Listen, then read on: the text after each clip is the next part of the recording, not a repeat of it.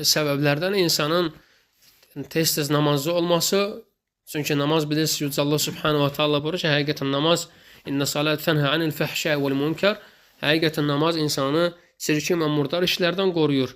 Və doğrudan namaz insanın imanını artırır və ona görə insan baxsın öz nəfsinə, özünə qayıtsın ki, insan nə qədər namazını qoruyursa, vaxtı-vaxtında qılırsa, namaza diqqət göstərirsə, onun imanı artır. Amma namazdan uzaq düşəndə görsən əksinə insanın imanı nədir? Zəifləmiş olur. Ona görə də alimlər buyurur ki, necə ki sələflərdən gəlir ki, iman sözdən və əməldən ibarətdir. İtaətlərlə artır, asiliklərlə isə nədir? Azalır. Nə qədər insan itaət eləsə, bir o qədər onun imanı da artacaq, güclənəcək. Və sonda isə sələflərin imanı artırma barədə olan sözlərindən deyək. Ömər ibn Xattab radiyallahu anh deyərdi ki, öz yoldaşlarına gəlin imanımızı artıraq. Və həmçində Abdullah ibn Məsud deyərdi ki, öz dostlarına bizimlə bir yerdə oturun, imanımızı artıraq. Və həmçində Allaha dua edərdi ki, Allahım imanımı artır. Muaz ibn Cəbəl radiyallahu anh buyurardı ki, gəlin bizimlə bir yerdə oturub bir saat iman gətirək. Yəni imanımızı artırmaqla məşğul olaq, imanı artıran şeylərdən danışaq.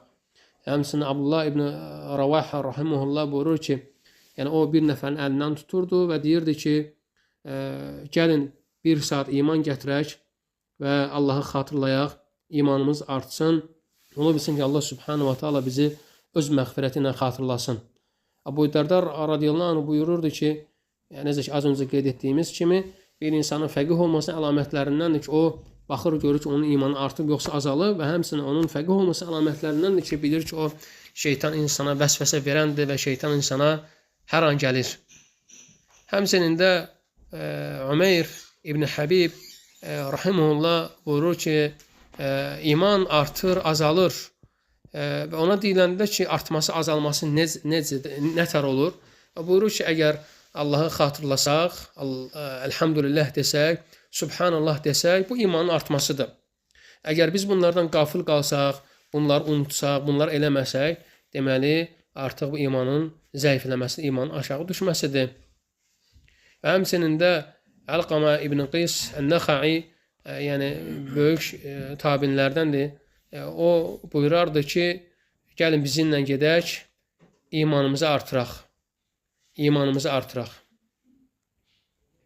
Ona görə də insan çalışmalıdır ki, iman zəifləyir, iman düşür, amma insan çalışmalıdır ki, yəni imanı artıran şeylərlə məşğul olsun, əməllərlə məşğul olsun.